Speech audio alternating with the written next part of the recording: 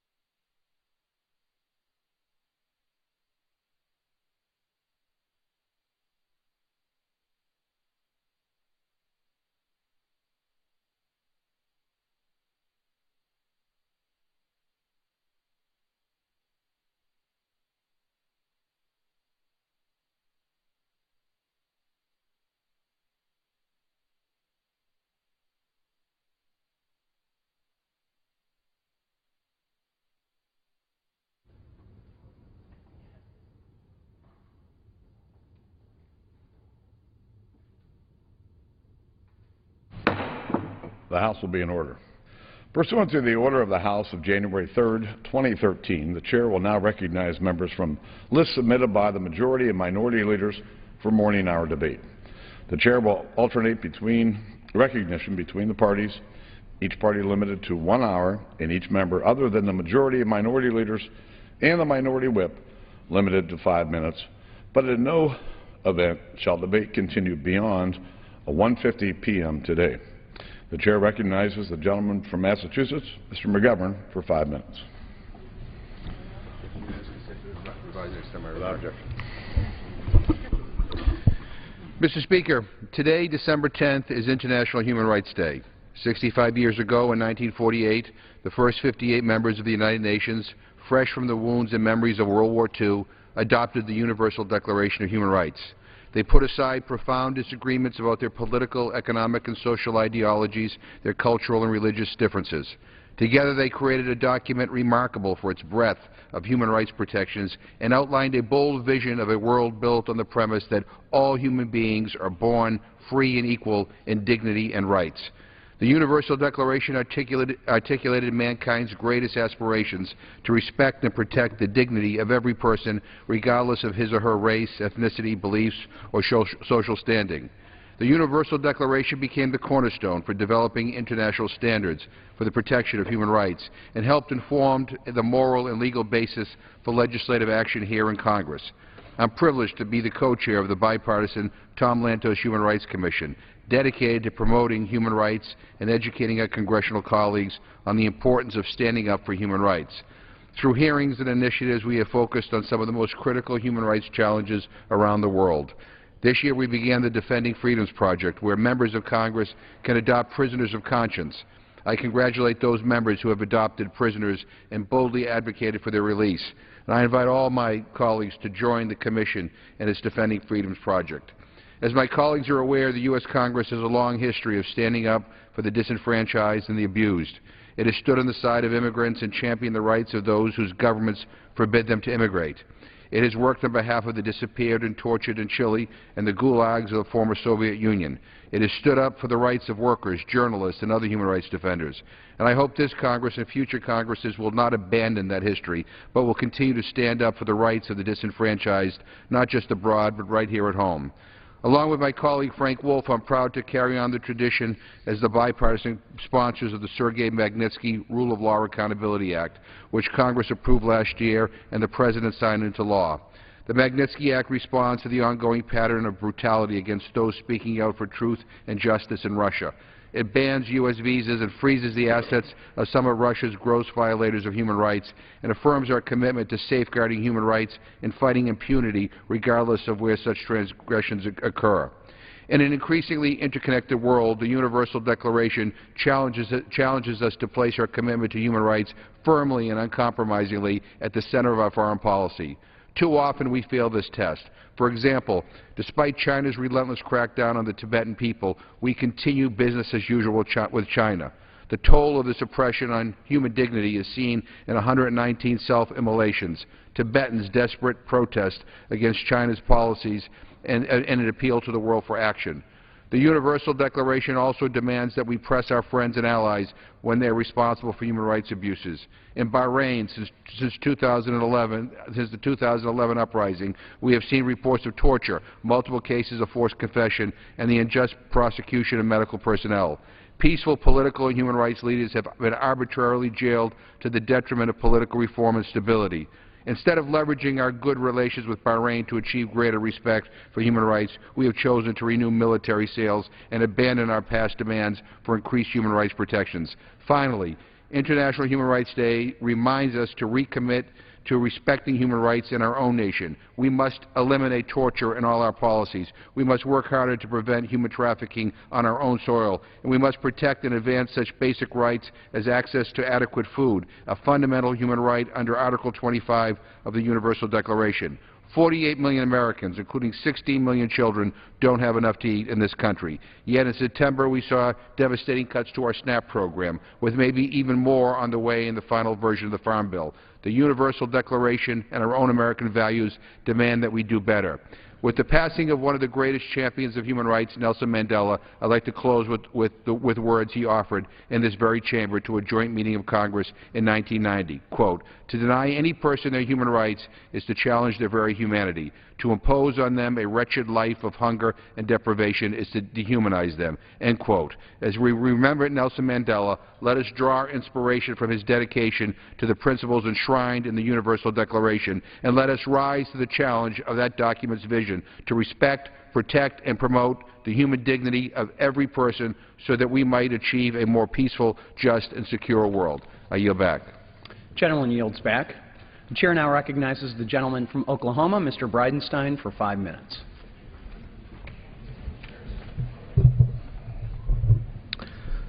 Mr. Speaker, Pat Grant passed away on November 26, 2013.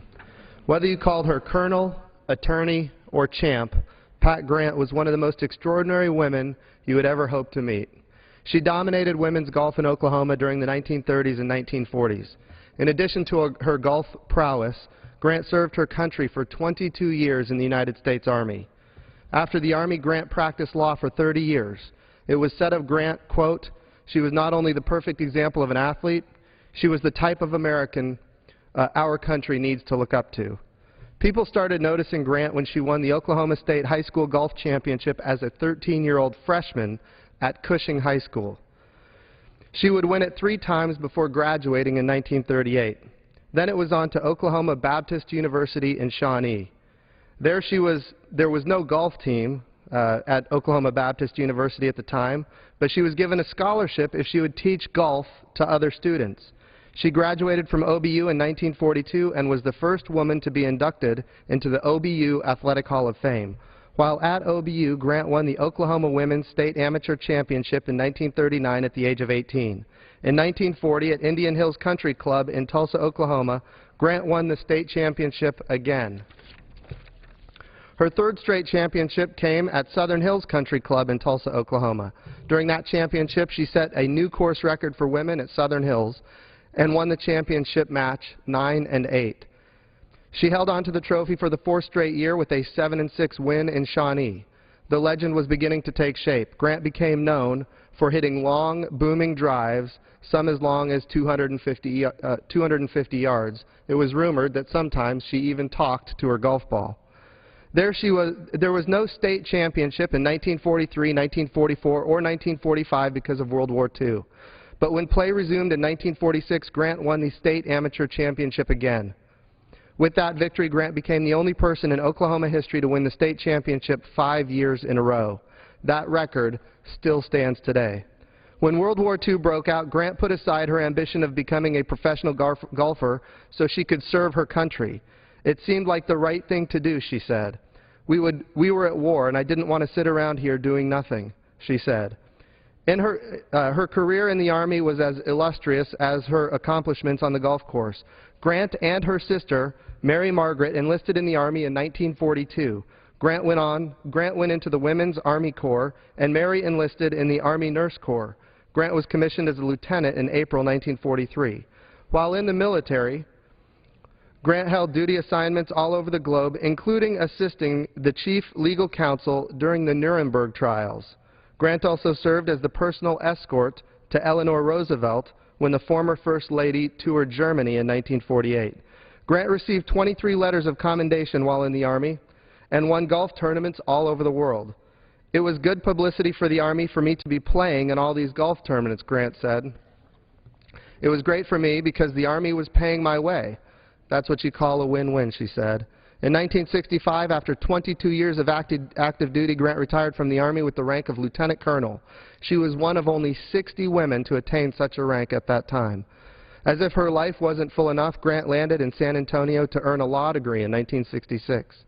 Just as she protected her country, Grant fought for rights and justice through her family law practice. Because of her service to others, Grant was named Woman of the Year by the Texas Federation of Business and Professional Women's Clubs in 1972. Retirement came for good in 1995. Grant moved to Cortez, Colorado. At the age of 90, she was still active and full of life.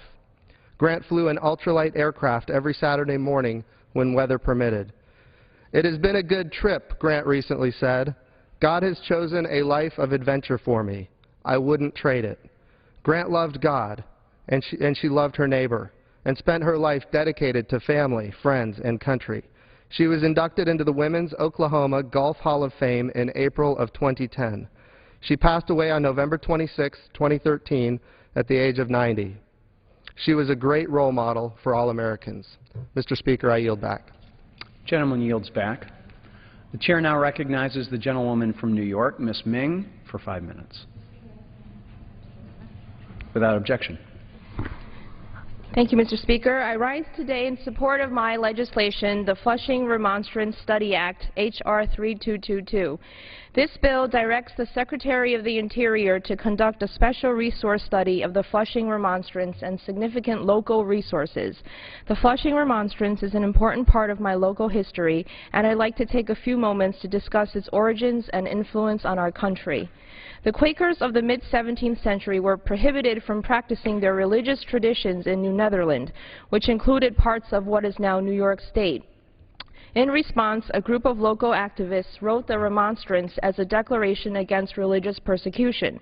Although 356 years old, its intent still shines brightly in the ideals our nation embraces today. On December 27, 1657, 30 English citizens stood against oppression and asserted the rights of Quakers and other religious minorities to practice their religion. They wrote, quote, "We desire not to judge lest we be judged, neither to condemn lest we be condemned, but rather let every man stand or fall to his own master," quote. This petition, known as the Flushing Remonstrance, made a forceful argument against judging and condemning others for what they believed. It was met with great opposition from the local government in what is known today as Flushing, Queens. One of the greatest and most outspoken proponents of religious freedom at the time was an English immigrant named John Bown. At great risk to himself, John invited the Quakers to hold religious services in his own home. He was arrested for doing so, fined, and then banished to his homeland of Holland for his crimes. While in Holland, John Bown appealed to the influential Dutch West India Company to return home. His pleas of justice were accepted. Because of Bown's empathy and strong convictions for religious freedom, the company demanded that religious persecution end in the colony. Bown's story of personal courage should not be forgotten. Our nation was founded upon the ideals that foster a tolerant society, the same ideals that Bown practiced every time he opened his door to a Quaker seeking refuge from persecution. Bown's home, which serves as a symbol of religious freedom to so many, was converted into a museum in 1947 and listed on the National Registry of Historic Places in 1977.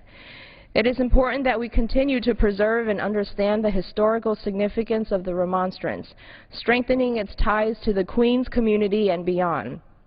To help achieve this goal, I introduced the Flushing Remonstrance Study Act, which will help the Queens community connect to its rich past in possibly new and exciting ways.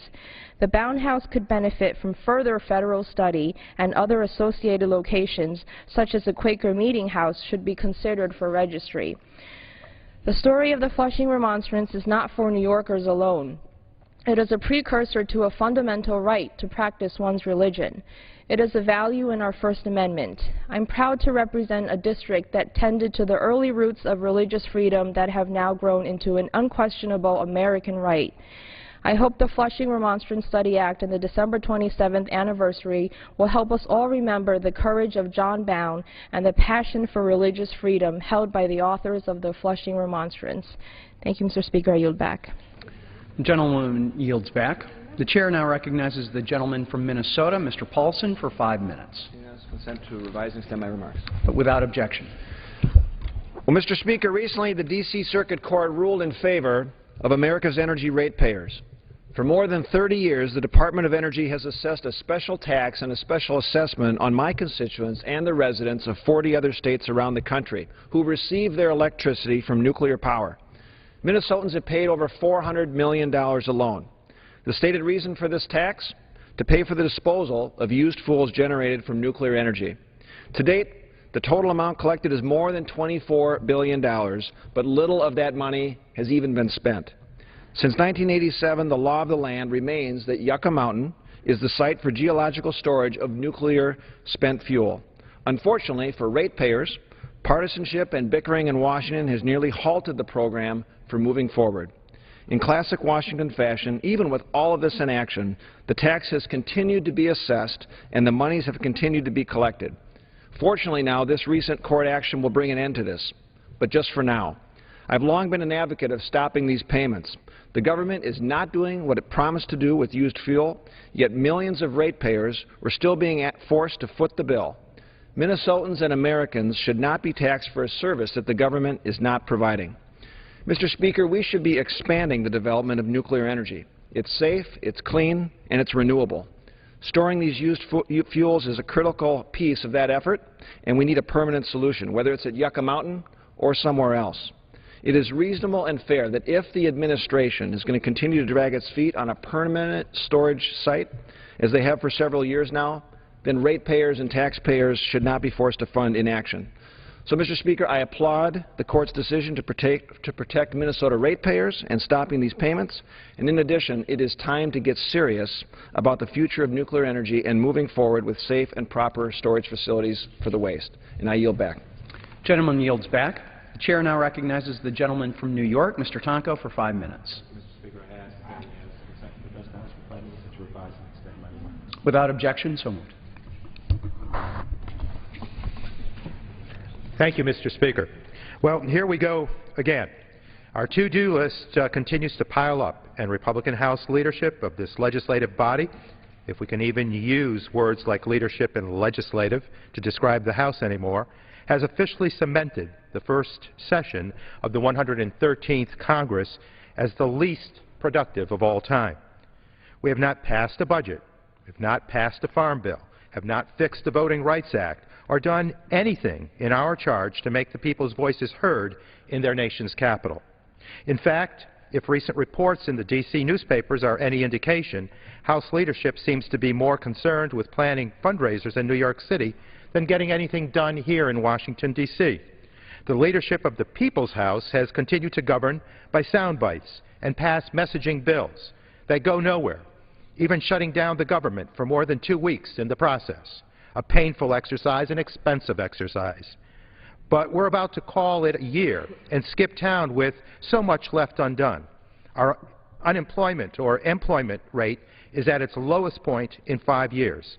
But imagine how much lower it would be today if we would work together and focus on jobs instead of attempting to repeal the Affordable Care Act since 2011, rolling back sequestration and replacing it with a responsible budget that cuts where we can and invests where we must, passing comprehensive immigration reform to expand the American dream to our friends and neighbors who want to so desperately contribute to the greatest country on the planet, updating the Voting Rights Act so that everyone is able to fulfill their basic human right and duty of going to the polls, increasing the minimum wage to restore dignity to those who have been forced to work 2 and sometimes 3 jobs simply to put food on the table, passing a farm bill, something that needs to be done as a routine, and empowering our nation's family farms to ensure that our national food supply remains secure and remains plentiful, focusing on the clear and present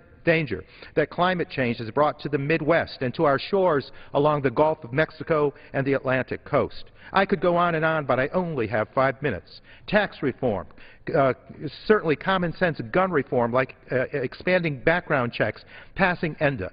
The fact is there are about 10 to 15 pieces of major legislation that would improve our country and the quality of life for Americans of every race, orientation, political party, and socioeconomic status.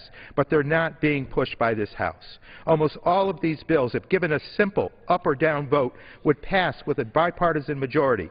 But House leadership continues to act in the interest of a few extremists in their own party instead of doing what is right for our American people. I, like many of my Democratic colleagues, have signed on to a resolution introduced by my good friend Louise Slaughter, which would prevent Congress from adjourning unless the House agrees to a budget by December 13th. I urge my colleagues on both sides of the aisle to support this resolution so that we stay in town until we perform at least one of our basic duties before leaving for the holidays.